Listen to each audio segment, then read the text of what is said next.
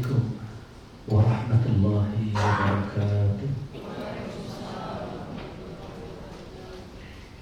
Alhamdulillahilladzi arsala rasulahu bil huda wa dinil haq liyudhhirahu 'ala ad-dini kullihi wa kafaa billahi shahida. Allahumma shalli ala sayyidina Muhammad wa ala alihi wa ashabihi wa man tabi'ahum bi ihsanin ila yaumil qiyamah. Rabbi shrah li sadri wa yassir li amri wa hlul 'uqdatam min lisani yafqahu qawli, amma ba'du. Segenap manajemen PT NRA Tour and Travel yang sama-sama kita hormati, Bapak Ustadz Abdul Khalid, Bapak Ibu calon tamu Allah, calon tamu Rasulullah yang dimuliakan oleh Allah. Pujian tiada henti kita panjatkan ke hadirat ilahi Rabbi Allah, Rabb yang mengatur alam semesta ini. Detik ini Allah himpun kita di majlis manasik untuk sama-sama mempersiapkan zahir dan batin menuju rumah Allah.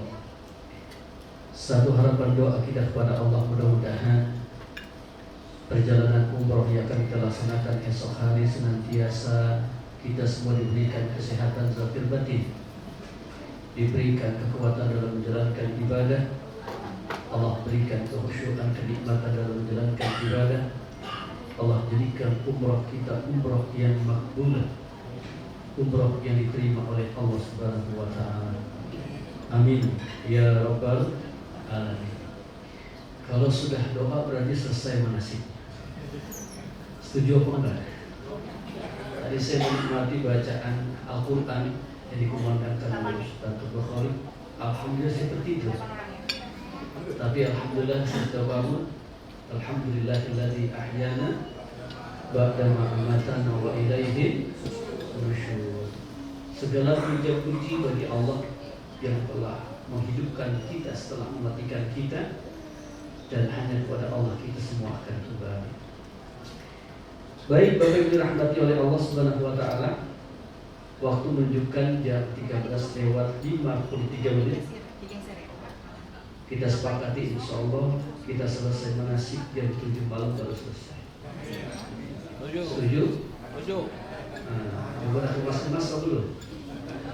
Belum ya? Sama mas saya Bu. Tahajud di sini ya. Insyaallah.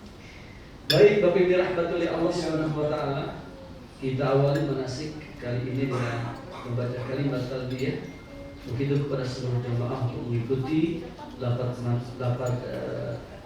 talbiyah yang kita baca. Bismillahirrahmanirrahim.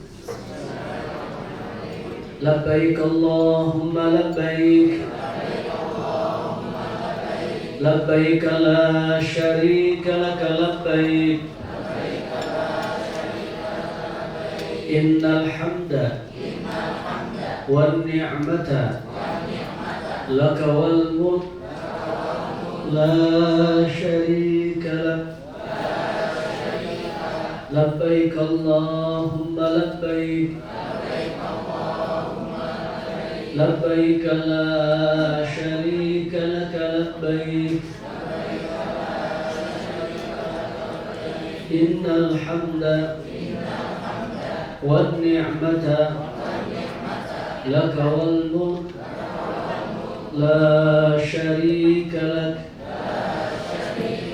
Labbaik Allahumma labbaik,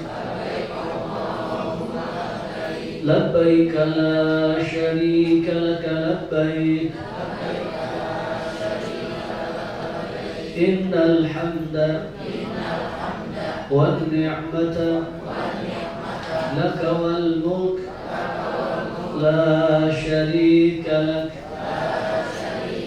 Allahumma salli ala sayyidina Muhammad wa ala ali sayyidina Muhammad. Allahumma inna nas'aluka ridhoka wal jannah wa na'udzu bika min sakhatika wan nar. Rabbana atina fid dunya hasanah wa fil akhirati hasanah wa qina adzaban nar wa adkhilna al jannata ma'al abrar ya aziz ya ghaffar ya rabbal alamin. Walhamdulillahi rabbil alamin.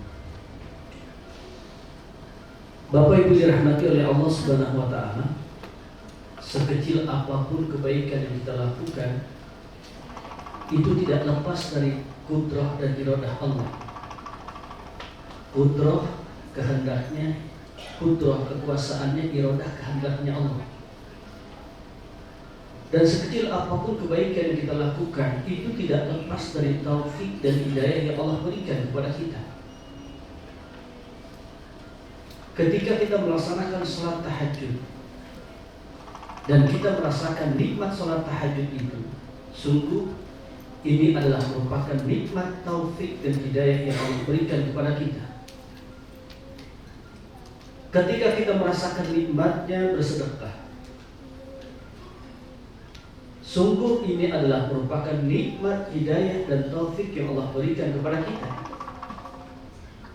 Ketika Allah berikan kita kesempatan untuk menuju rumah Allah, melaksanakan ibadah umrah, maka sungguh ini adalah merupakan nikmat yang Allah berikan kepada kita. Maka kewajiban kita sebagai hamba Allah ketika diberikan nikmat demi nikmat oleh Allah, hendaknya kita harus senantiasa bersyukur atas semua nikmat yang Allah berikan kepada kita. Para ulama membagi syukur itu ada 3. Yang pertama, syukur dengan lisan. Yang kedua, syukur dengan hati. Yang ketiga, syukur dengan amal. Syukur dengan lisan, alhamdulillah ya Allah, aku bisa memenuhi panggilanmu untuk melaksanakan ibadah umrah. Kita berucap alhamdulillah. Yang kedua, syukur dengan hati, yakini ketika Allah berikan kesempatan kita untuk menuju rumah Allah, memang benar ini adalah merupakan takdir dari Allah. Makanya kita semua harus menerima takdir Allah. Takdir jelek, takdir buruk, takdir bagus, takdir baik, harus kita terima. Itulah ciri hamba Allah yang beriman, senantiasa menerima takdir Allah, menerima takdir Allah. Nah kemudian syukur dengan amal. Bagaimana syukur dengan amal itu? Menjalankan syariat Allah. Salat jangan tinggal, puasa jangan ditinggal, kemudian zakat jangan ditinggal, haji kalau mampu jangan ditinggal, kerjakan, laksanakan. Itulah cara kita bersyukur dengan amal, menjalankan syariat Allah dengan utuh. Ketika kita sudah bersyukur atas semua nikmat Allah, maka akan Allah tambah nikmat pada kita. Tapi kalau saja kita ingkar dengan nikmat Allah, diancam kita oleh Allah. Inna adzabi lasyadid. Sungguh adabku itu teramat sangat pedih. Maka bersyukurlah kita kepada Allah, insya Allah besok akan Allah takdirkan kita menjadi tamu Allah. Insya Allah. Lalu apa sih keutamaan ketika kita menjadi tamu Allah? Rasulullah bersabda, al-umar wal hujaju wafdullah, in sa'alu utu wa in da'u ujibu wa in anfaqu rifalaku. Paham Bapak Ibu? Halo? Bisa bahasa Arab apa enggak? Enggak. Jangan sampai kalah dengan anak-anak di Mekah. Umur 6 tahun pintar bahasa Arab. Di Palestina juga bisa kan? Dan kita doakan mudah-mudahan seluruh saudara-saudara kita di Palestina diberikan kekuatan oleh Allah. diberikan kemenangan oleh Allah. Nasrun minallah wa fathun qarib wa basyiril mu'minin insyaallah. Nah, kemudian Rasulullah sallallahu alaihi wasallam bersabda, al-umar wal hujjaj wafdullah. Orang yang berhaji, orang yang berumrah itu menjadi tamu-tamu Allah. Kira-kira Bapak Ibu senang nggak jadi tamu Allah? Senang apa enggak? Bapak Ibu menjadi tamu presiden senang nggak? Halo? Senang kalau saya. Kalau saja pengumuman sekarang nih kepada seluruh jamaah NRA yang mengikuti manasik, besok diundang ke istana. Mau nggak? Ya nggak mau lah, besok berada umroh. Menjadi tamu Allah itu lebih utama ketimbang menjadi tamu presiden. Orang yang bertamu menuju rumah Allah itu disebut dengan wafdullah, tamu Allah. Nah, ketika kita menjadi tamu Allah, pasti kita dijamu sama Allah. Datang ke NRA saja tadi itu, ya kan? Buka pintu langsung makan, ya kan? Kata Bapak Ibu mau udah bayar Ustaz. Dijamu sama NRA, ada air, kemudian dikasih apa tadi barusan? Coklat, nanti selain ada kopi break, ada minuman, itu datang ke NRA. Apalagi datang ke tempat, ke rumah Allah, datang ke Baitullah, pasti akan Allah jamu. Apa sih jamuan yang Allah berikan kepada kita sebagai tamu?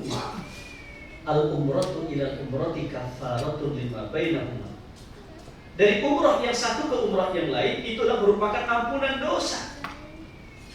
Wal hajjul mabrur laisa lahu jazaa'un illa jannah. Haji yang mabrur, tidak ada satu balasan yang terindah yang Allah berikan kepada mereka kecuali surga Allah Subhanahu wa taala. Jadi kalau besok kita melaksanakan umrah dengan baik dan benar, insya Allah itu sebagai ampunan dosa buat kita semua. Itu jawaban yang pertama. Kita mendapatkan ampunan Allah. Nah, kemudian yang kedua, sebagaimana sabda Nabi kita Muhammad sallallahu alaihi wasallam, al-hujjaj wal umar wafdullah insa'alu utu. Orang yang berumrah itu, kata Nabi, insa'alu utu, kalau mereka minta pasti dikasih sama Allah. Maka banyak minta sama Allah nanti, terutama di tempat-tempat mustajab. Ketika kita di Madinah, itu di Raudhah, minta sama Allah, perbanyak minta sama Allah. Ketika kita berbanyak minta sama Allah, semakin kita mulia di hadapan Allah, dan semakin mulia kita di hadapan makhluk Allah. Tapi kalau kita minta sama manusia, semakin hina kita di hadapan Allah, dan semakin hina kita di hadapan makhluk Allah. Maka ciri hamba Allah yang beriman itu wa izzuhu istighna'uhu 'anil nas. Orang beriman itu sangat bergantung kepada Allah dan dia tidak bergantung kepada makhluk Allah. Insa'al utu. Hadiah yang kedua, jawaban yang kedua yang Allah berikan kepada kita sebagai hambanya itu adalah ketika kita minta dikasih sama Allah.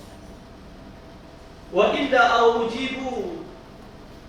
Yang ketiga, jawaban yang Allah berikan kepada kita adalah wa inda aujibu.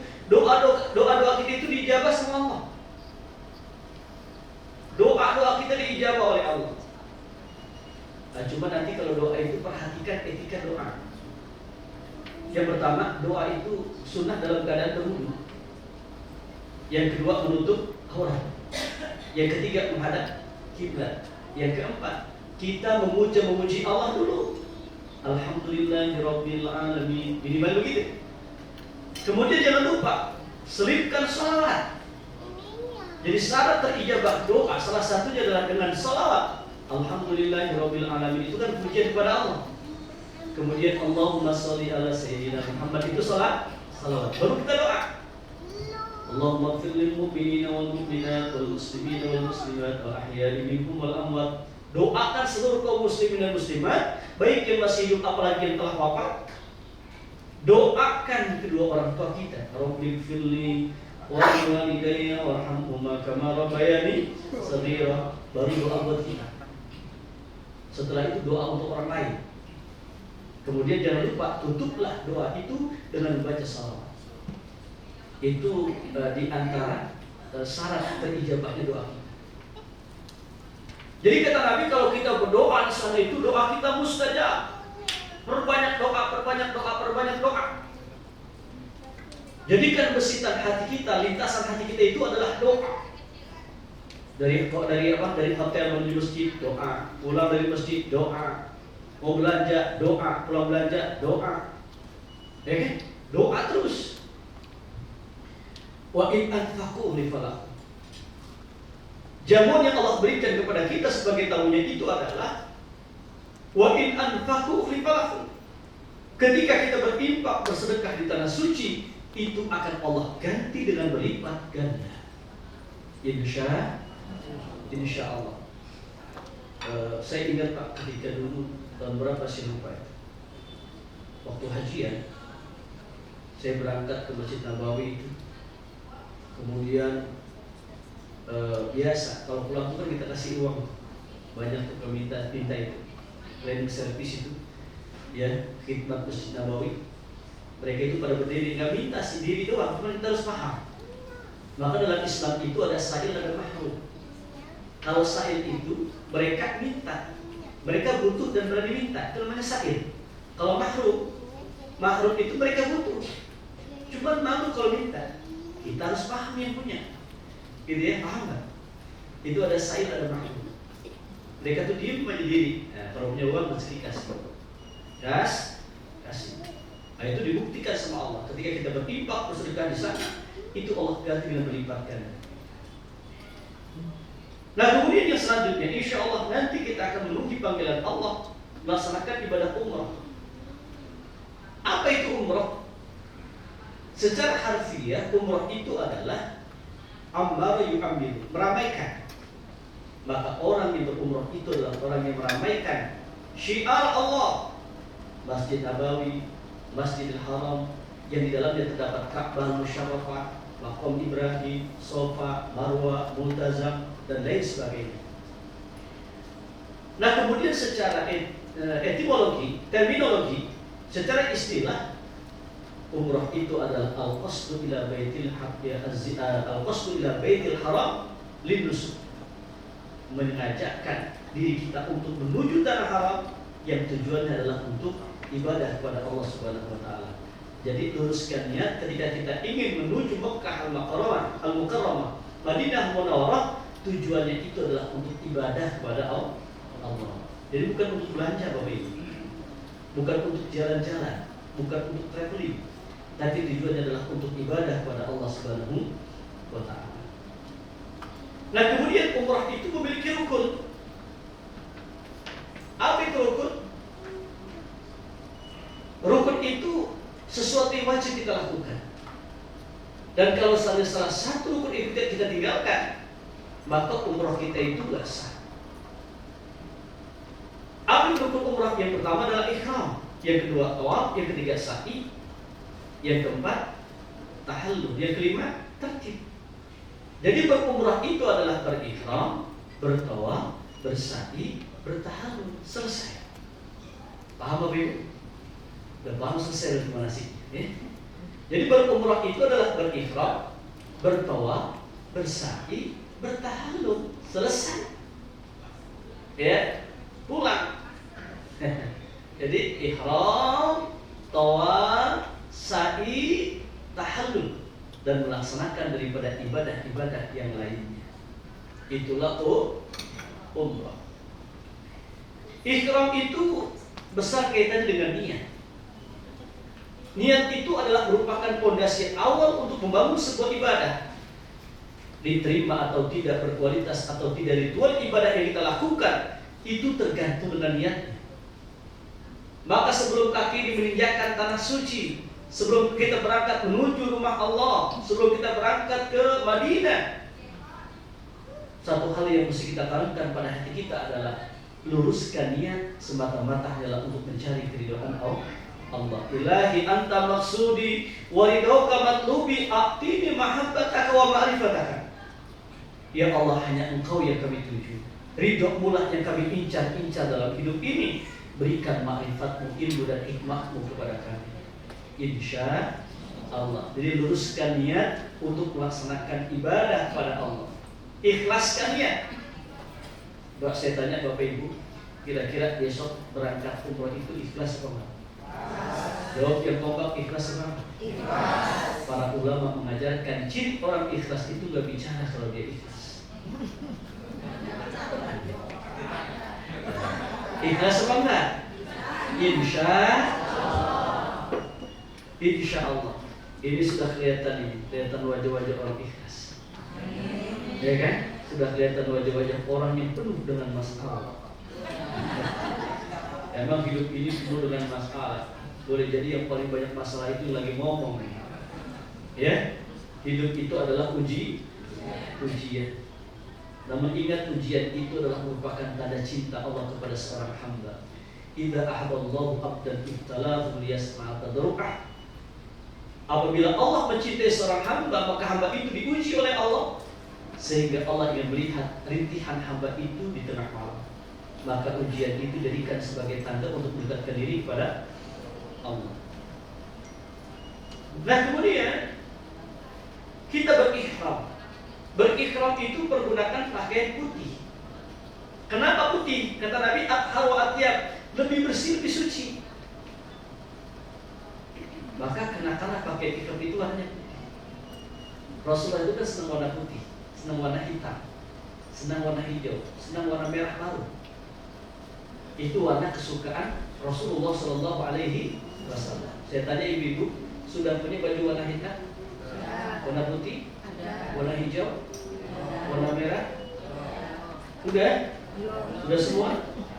Udah lunas apa belum? Maksud saya begini, kalau kita mempergunakan baju dengan warna tersebut, niatkan kita mempergunakan baju dengan warna yang disukai oleh baginda Nabi. Jadi sadarannya begitu. Insya Allah bernilai pahala. Jadi saya pakai baju hijau, ya kan? Bajunya hitam. Saya niatkan, saya pergunakan pakaian yang saya pergunakan ini, saya mempergunakan warna yang disukai oleh Rasulullah. Jadi insya Allah mempergunakan baju dengan warna seperti ini itu sebagai bukti tanda cinta kita kepada Rasulullah Sallallahu Alaihi Wasallam dan bernilai ibadah insya Allah. Kita mempergunakan pakaian ihram itu warnanya putih. Kita semua akan mati, kita semua akan wafat, ya kan? Kita semua akan mengalami detik-detik sakaratul maut. Orang kaya, orang miskin, raja-raja, rakyat biasa, presiden, gubernur, ustadz, astagfirullah. Kalau ustadz kenceng banget. Jangan begitu dong Pak. Bicara masalah kematian bisa Bapak belakangan atau saya duluan. Ya, bisa Bapak duluan atau saya belakangan. Atau saya belakangan atau Bapak duluan. Mudah-mudahan kita semua panjang umur, sehat walafiat, dalam taat kepada Allah, wafat dalam keadaan husnul khatimah. Amin ya Rabbal. Amin ya, semangat dong. Amin. Amin ya. Amin. Kenapa kepala nyengir-nyengir? Amin itu artinya kabulkan. Nah kemudian kita itu pergunakan pakaian ihram kan warna putih.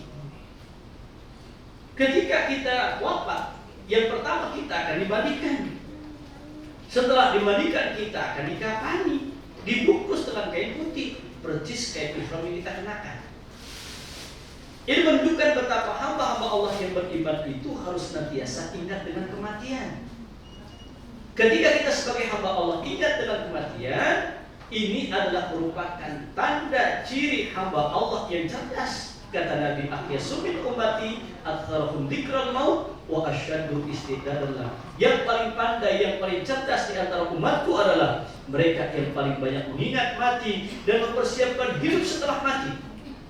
Hidup itu bukan untuk hidup, namun hidup untuk yang maha hidup. Hidup itu bukan untuk mati, namun mati untuk hidup. Jangan cari mati, jangan takut mati, jangan lupakan mati. Orang beriman akan merindukan kematian. Kenapa? Mati itu adalah pintu gerbang untuk menuju perjumpaan kita dengan Allah Subhanahu wa Ta'ala. Insya Allah. Yang selanjutnya, tawaf. Tawaf itu mengelilingi Ka'bah sebanyak 7 kali putaran. Arah putarnya ke kiri atau ke kanan? Ke kiri atau ke kanan? Ketika kita mengencangkan baut itu ke kanan atau ke kiri? Ke kanan. Melepaskannya ke kiri. Orang-orang yang bertawaf itu adalah orang yang melepaskan ikatan dunia, pangkat, jabatan, status sosial, harta yang kita miliki kita nggak bawa. Yang kita bawa apa? Yang kita bawa itu adalah amal untuk menuju alam akhirat. Yang kita bawa itu adalah bekal takwa. Wa tazawwadu fa inna khairaz zadi taqwa. Silakan kau bawa perbekalanmu, dan sebaik-baik perbekalan itu adalah takwa. Ketika kita bertawaf itu, kita bersatu padu dengan alam semesta ini bertawaf. Karena sungguh alam semesta ini bertawaf. Bulan mengelilingi bumi, bumi mengelilingi matahari, matahari mengelilingi pusat galaksi. Ketika kita bertawaf, mintalah kepada Allah, mohonlah kepada Allah agar Allah satukan jasad kita, ruh kita bersama alam semesta ini untuk mengagungkan asma Allah lewat zikir dan doa yang kita baca ketika tawaf. Ini saya ceramah sampai ngantuk-ngantuk ini. Makanya saya nadanya sedikit supaya hilang ngantuk gitu. Baik ya. Nah kemudian selanjutnya Bapak Ibu dirahmati oleh Allah, ketika kita bertawaf, seakan kita mengikuti ritualnya para malaikat. Karena malaikat pun bertawaf mengelilingi arsy-Nya Allah. Wa taral malaikata hafina min haulil arsy yusabbihuna bihamdi rabbihim. Malaikat itu bertawaf mengelilingi arsy-Nya Allah. Mereka bertasbih, bertahmid, bertahlil, bertakbir. Subhanallah walhamdulillah wala ilaha illallah wallahu akbar. Subhanallah walhamdulillah wala ilaha illallah wallahu akbar. Subhanallah walhamdulillah wala ilaha illallah wallahu akbar. Saya tanya Bapak Ibu, ketika zikir dengan nada seperti itu ingat siapa? Ingat siapa? Ingat siapa? Ingat Allah. Ingat Allah. Ingat juga dengan Ustaz Arif ini. Mudah-mudahan Allah ampuni dosa-dosa beliau. Allah takdirkan beliau ahli surga. Amin. Nah kemudian, jadi tasbih, tahmid, tahlil, takbir itu sunnah ketika tawaf. Jadi sebenarnya ada zikir dan doa yang wajib kita hafal ketika tawaf, dan saya yakin Bapak Ibu sudah hafal. Dalam 1 menit saya ajarin Bapak sekali hafal semua. Ada 3 zikir dan doa yang mesti kita ingat ketika tawaf, wajib hafal. Sudah hafal semua belum? Dan besok berangkat umrah pasti hafal. Coba yang pertama, Bismillahirrahmanirrahim, Allahu Akbar. Hafal nggak? Subhanallah, Alhamdulillah, wala ilaha illallah, wallahu akbar. Hafal nggak? Rabbana atina fid dunya hasanah wa fil akhirati hasanah wa qina adzabannar. Sudah hafal semua? Bismillahirrahmanirrahim, Allahu Akbar, tasbih, tahmid, tahlil, takbir, kemudian doa sabun jagat. Itu bacaan yang disunahkan ketika tawaf. Nah kemudian ketika kita bertawaf itu, tawaf itu kan simbol aktivitas manusia bergerak. Kemudian Ka'bah itu sebagai simbol ketuhanan. Ini menunjukkan betapa sekecil apapun aktivitas yang kita lakukan, itu tidak lepas dari perhatian Allah. Allah melihat kita, Allah menatap kita, Allah memperhatikan kita. Ketika kita sadar setiap amal ibadah yang kita lakukan diperhatikan oleh Allah, maka otomatis ibadah kita tidak sekedar-sekedar. Sholat kita tidak sekedar-sekedar, baca Quran kita tidak sekedar-sekedar, tawaf kita, sa'i kita, tahallul kita, ibadah kita di sana tidak sekedar-sekedar. Kita akan berusaha maksimal untuk dapat menampilkan ibadah yang terbaik hanyalah untuk Allah. Itulah sebuah makna doa yang sering kita baca. Allahumma a'inni ala dzikrika wa syukrika wa husni ibadatik. Ya Allah, tolonglah hamba untuk senantiasa mengingat-Mu, mensyukuri akan nikmat-Mu, menampilkan ibadah yang terbaik hanyalah untuk-Mu ya Allah. Rukun umrah yang ketiga adalah sa'i.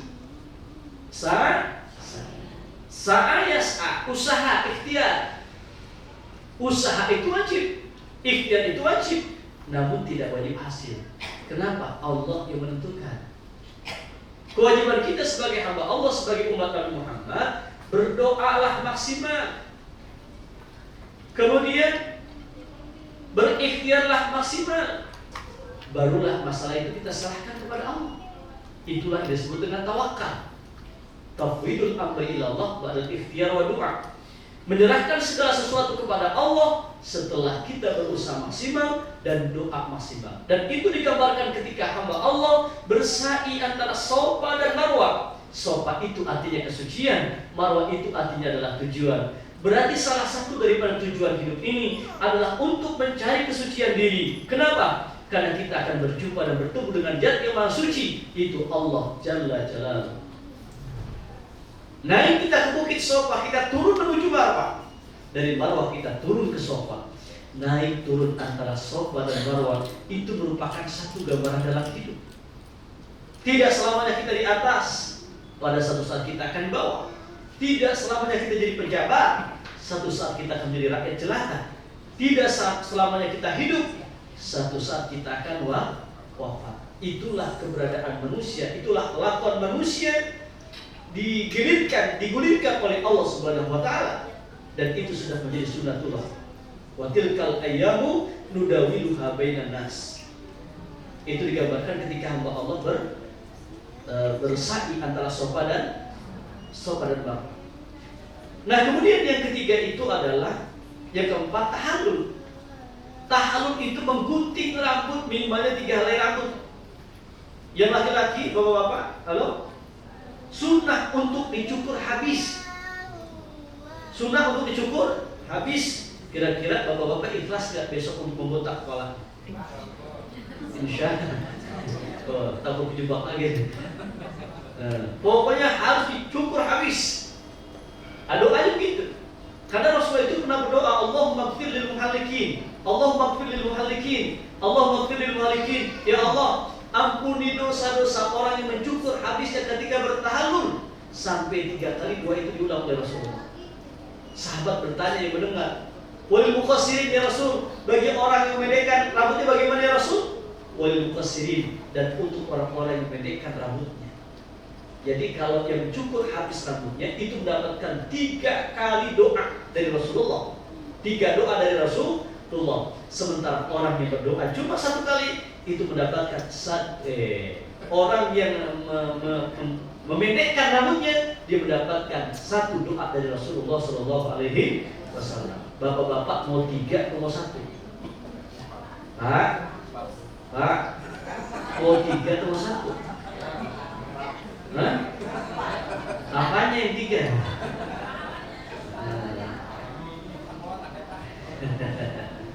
Kalau yang 1 itu berarti himpunan bapak-bapak yang takut dengan istri. Ya, kita pengen dapat 3 doa dari Rasulullah.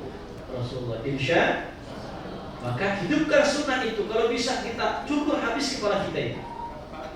Ya, insya Allah. Nah, kemudian kita akan runtut dari awal perjalanan kita. Ini ada 2 penerbangan nih. Ada yang pakai Emirates, ada yang pakai Garuda. Ya kan? Yang pakai Garuda, dia angkat tangannya. Garuda. Yang Emirates, baik ya. Untuk yang Garuda, pastikan besok jam 6 pagi sudah berada di Bandara Soekarno-Hatta, Terminal 3, di depan Sate Senayan. Ingat, di depan rumah makan Sate Senayan. Di depannya, bukan di dalamnya. Soalnya nanti petugas kita sudah menunggu di sana ya Pak. Insya Allah. Kita take off pesawat itu jam 9 lewat. Coba lihat ini Bapak Ibu sudah dapat semua kartu kontrolnya. Coba lihat itu. Ya, itu ada nomor paspor. Kemudian ada hari keberangkatan Kamis 2 November 2023. Kemudian penerbangan nomor GA968 Cengkareng. Kemudian keberangkatan jam 9.35 menit. Insya Allah kita sampai di Madinah jam 15 lewat 5 menit. Ya. Maka pastikan Bapak Ibu, pastikan kita jam 6 sudah berada di Bandara Soekarno-Hatta. Kalau yang Jakarta, Depok, insya Allah habis sholat subuh masih keburu ya. Nah kemudian insya Allah nanti kita akan pulang itu pada tanggal berapa? Tanggal 9 November 2023 ya, GA981 Jeddah jam 19.40. Insya Allah kita akan sampai di Cengkareng ya, itu jam 9 lewat 30 menit. Setengah 10 kita sudah sampai di Bandara Soekarno-Hatta pada tanggal 9 hari Kamis. Udah pesan tempat ya? Dapat Ibu. Kita sampai di Madinah kan? Oh nggak dapat ya? Nggak dapat. Pulangnya hari Kamis. Alhamdulillah. Ya alhamdulillah. Dapat alhamdulillah, nggak dapat juga alhamdulillah. Nikmat. Jadi bagi orang beriman ujian adalah nikmat, musibah juga dong. Itu juga nikmat. Nah kemudian untuk yang Emirates, tolong dilihat buku kontrolnya Bapak Ibu, kartu kontrolnya.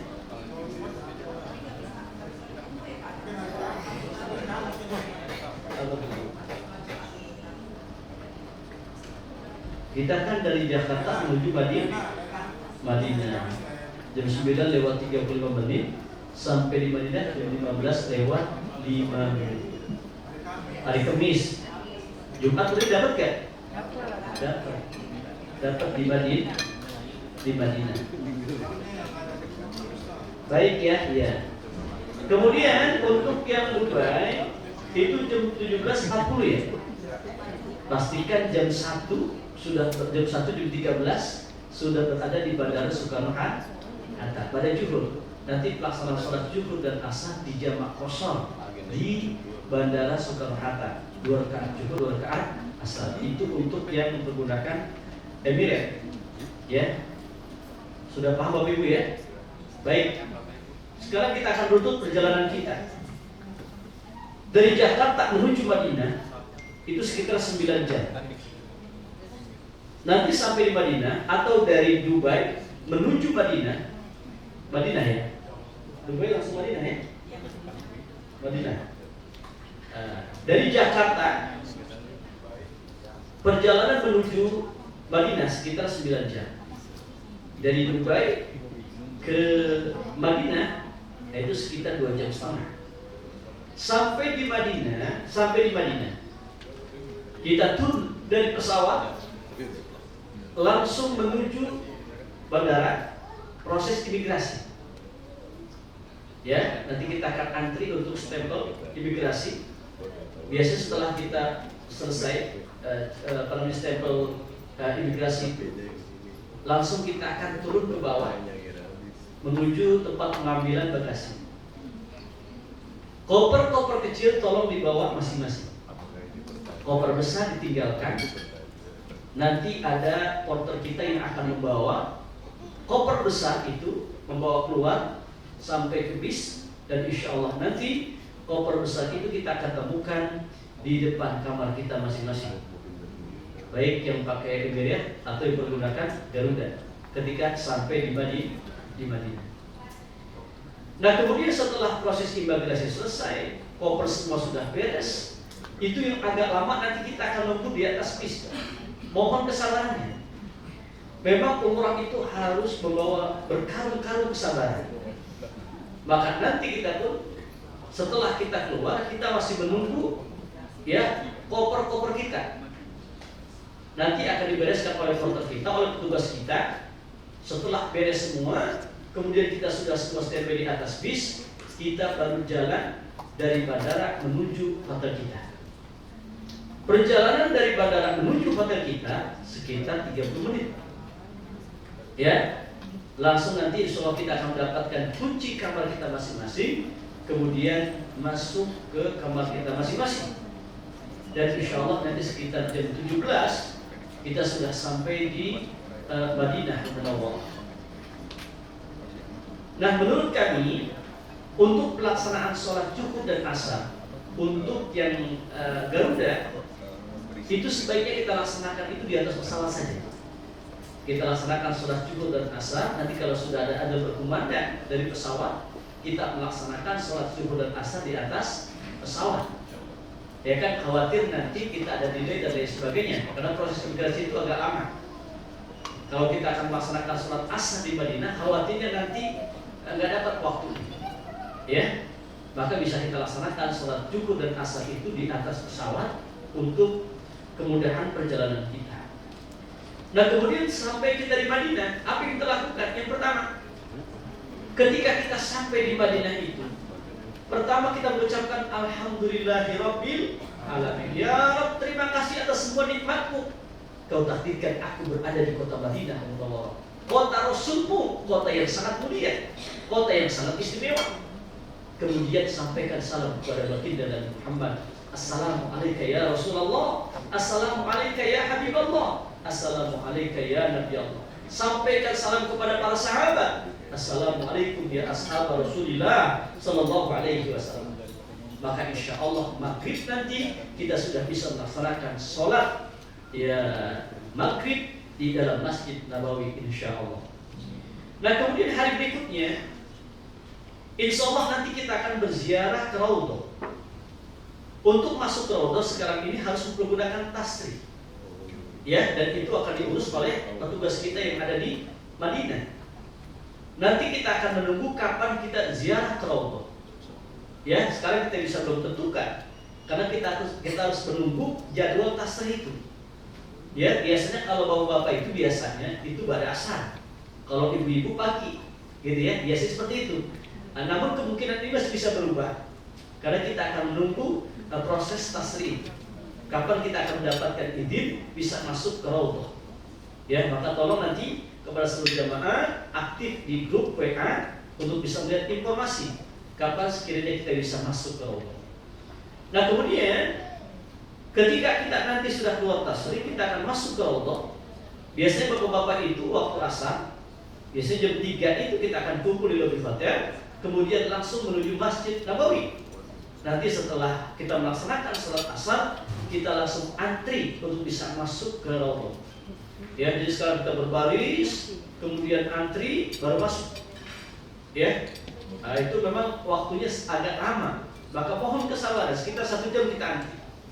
Ya, karena itu kan seluruh penjuru dunia sistemnya begitu, harus antri semua sekarang. Dan insya Allah nanti kita bisa masuk ke Raudhah. Apa itu Raudhah? Kata Nabi, ma baina baiti wa minbari Raudhah min riyadil jannah. Antara rumahku dan mimbarku itu adalah merupakan taman dari taman surga Allah. Dan Raudhah itu tempat yang sangat mustajab untuk berdoa. Allah malu untuk tidak mengijabah doa seorang hamba ketika mereka mengangkat kedua tangannya berdoa memohon mengemis kepada Allah di Raudhah. Kalau pada asar kita melaksanakan, kita masuk ke Raudhah, laksanakan sholat tahiyatul masjid. Kalau pagi kita ke Raudhah, laksanakan sholat tahiyatul masjid, laksanakan sholat duha. Ya, kalau ba'da zuhur kita ke Raudhah, laksanakan sholat tahiyatul masjid. Karena setelah zuhur, ba'da asar tidak ada sholat sunnah. Maka perbanyak doa di Raudhah ini. Tumpahkan isi hati kita kepada Allah. Sampaikan hajat keinginan kita kepada Allah. Yakini doa kita dijawab oleh Allah. Waktu yang diberikan oleh para askar untuk kita beribadah, berdoa, berzikir di Raudhah sekitar 10-15 menit. Ya, nanti setelah itu kita akan langsung bergeser, kita keluar dari Raudhah, kita akan berziarah ke makam Rasulullah sallallahu alaihi wasallam. Sampaikan salam kepada baginda Nabi Muhammad. Assalamualaikum ya Rasulullah, Assalamualaikum ya Habiballah, Assalamualaikum ya Nabi Allah. Kemudian sampaikan salam kepada Sayyidina Abu Bakar Siddiq, Sayyidina Umar bin Khattab. Assalamualaikum ya Sayyidina Abu Bakar Siddiq. Assalamualaikum ya Umar bin Khattab. Kita keluar dari Masjid Nabawi, langsung insya Allah nanti kita akan berziarah ke pemakaman Baqi. Itulah ziarah dalam namanya, ziarah Masjid Nabawi dan sekitar Masjid Nabawi. Nah kemudian insya Allah nanti kita akan berziarah keluar City Tour Kota Madinah. Tolong ketika kita City Tour Kota Madinah, ya yang pertama kita dari hotel itu sudah mandi, pakai pakaian yang rapi, pakai wangi-wangian, sudah dalam keadaan berwudu. Kenapa? Kata Nabi, man tatahhara fi baitihi tsumma ata masjid Quba fa shalla fihi sholatan, ya, kana lahu ka ajri umratin. Barang siapa ya yang bersuci, yang berwudu dari tempat tinggalnya, dari hotelnya, dari penginapannya, kemudian mereka mendatangi masjid Quba, melaksanakan sholat di dalamnya, maka dia akan mendapatkan pahala 1 kali umrah. Insya, jadi belum umrah sudah dapat pahala umrah. Amin ya rabbal. Nanti kita akan ke kebun kurma, kita akan ke Jabal Uhud, ya, nanti kita akan ke Khandaq, ya, dan kita akan melewati itu Masjid Qiblatain. Itulah insya Allah pergerakan perjalanan City Tour Madinah yang kita laksanakan. Nah kemudian insya Allah nanti kita itu akan bertolak dari Madinah menuju Mekah. Hari apa itu? Hari Ahad ya. Hari Ahad. Nah ini mulai manasik Bapak Ibu. Tolong diperhatikan. Hari Ahad, ya, Madinah Mekah sekitar jam 10 jam setengah 11 seluruh jamaah mandi sunnah ihram. Mandi sunnah ihram. Setelah itu pakai wangi-wangian, kemudian rapikan bulu-buluan, gunting kuku. Nah, itu sunnah, ya, sunnah-sunnah berikram. Mandi, kemudian berwangi-wangian, menggunting kuku, kemudian membersihkan bulu-buluan, ya. Nah, itu sunnah. Sudah pakai pakaian ihram sekitar jam 11 lewat. Kita sudah pakai pakaian ihram, langsung kita menuju Masjid Nabawi, ya. Sampai di Masjid Nabawi dahulukan kaki kanan, laksanakan sholat tahiyatul masjid. Selesai melaksanakan sholat tahiyatul masjid, laksanakan sholat sunnah ihram 2 rakaat. Paham Bapak Ibu? Halo? Ini mulai manasik nih, ya. Hari apa itu? Hari Ahad. Hari Ahad. Sekitar jam setengah 11 seluruh jamaah sudah mandi ihram dan berpakaian ihram. Pakai pakaian ihram, kemudian langsung menuju Masjid Nabawi sambil menunggu waktu zuhur. Masuk ke dalam masjid, laksanakan sholat tahiyatul masjid, laksanakan sholat sunnah ihram.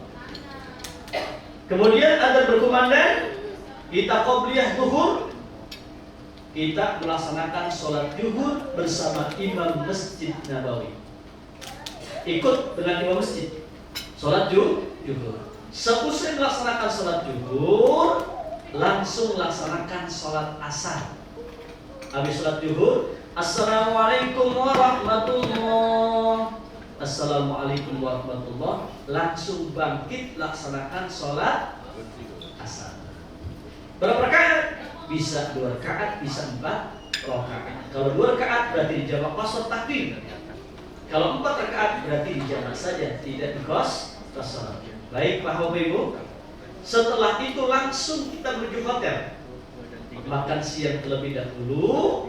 Kemudian kita bersih-bersih, pastikan seluruh barang jangan sampai tertinggal. Jam 14, jam 2 siang, pastikan seluruh jamaah sudah berada di atas bis.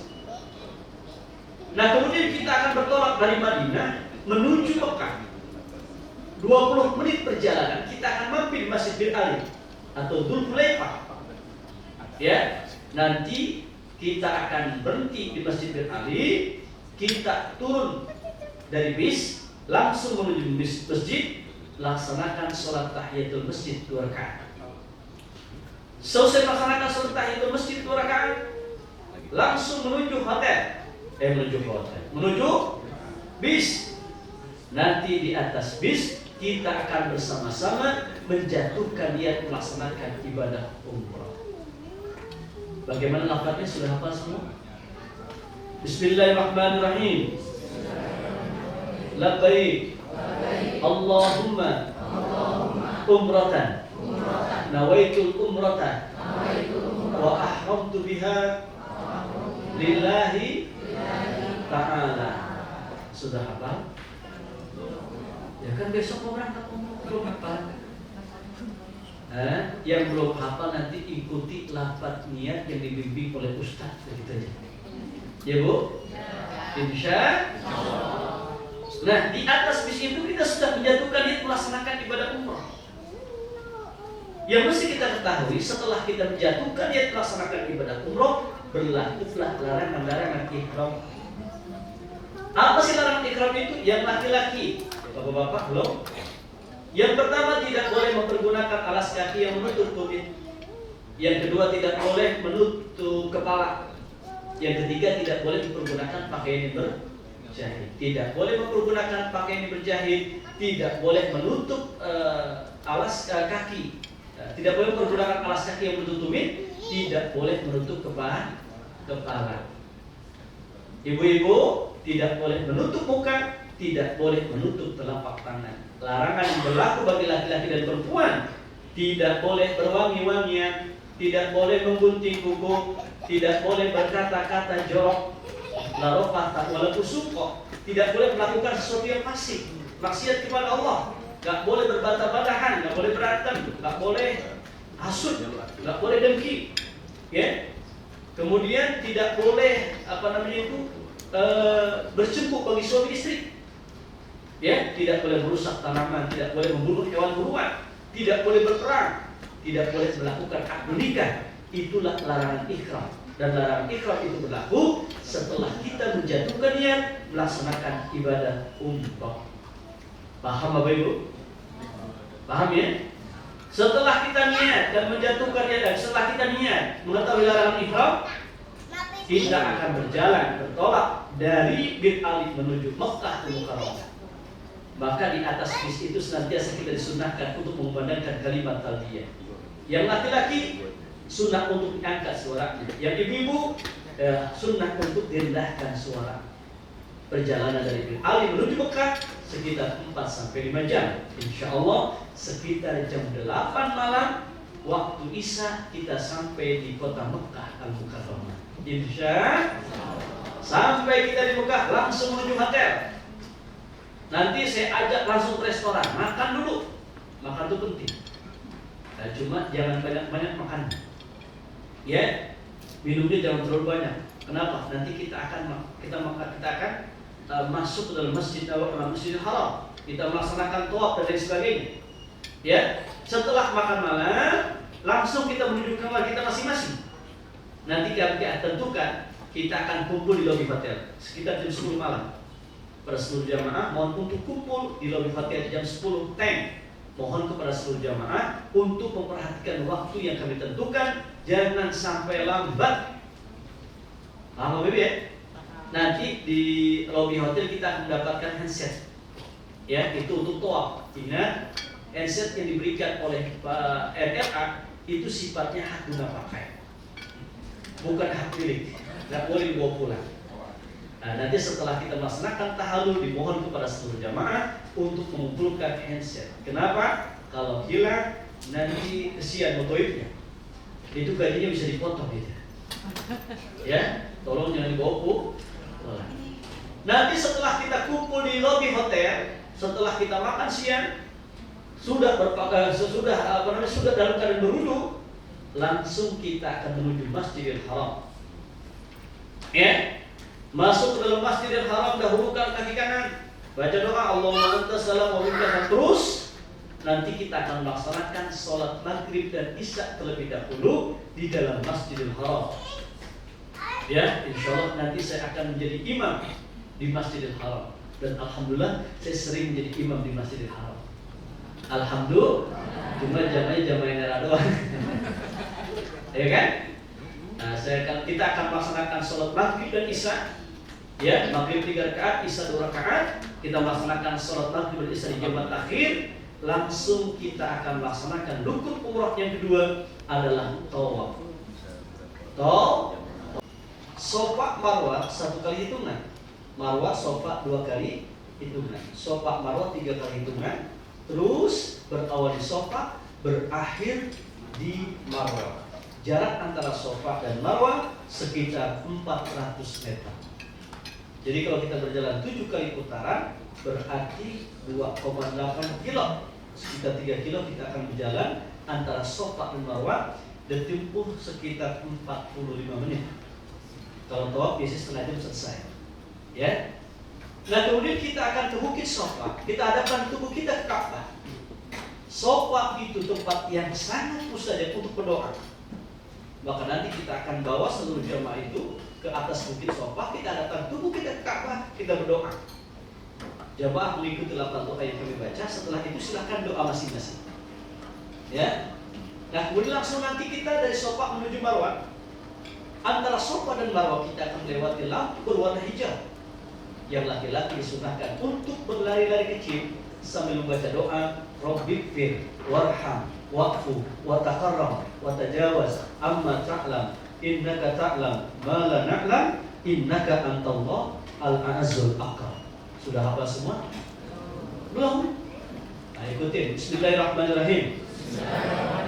Rabbighfir warham wa'fu wa taqarram wa tajawaz amma ta'lam innaka ta'lam ma la na'lam innaka antallah al-a'azzul akram.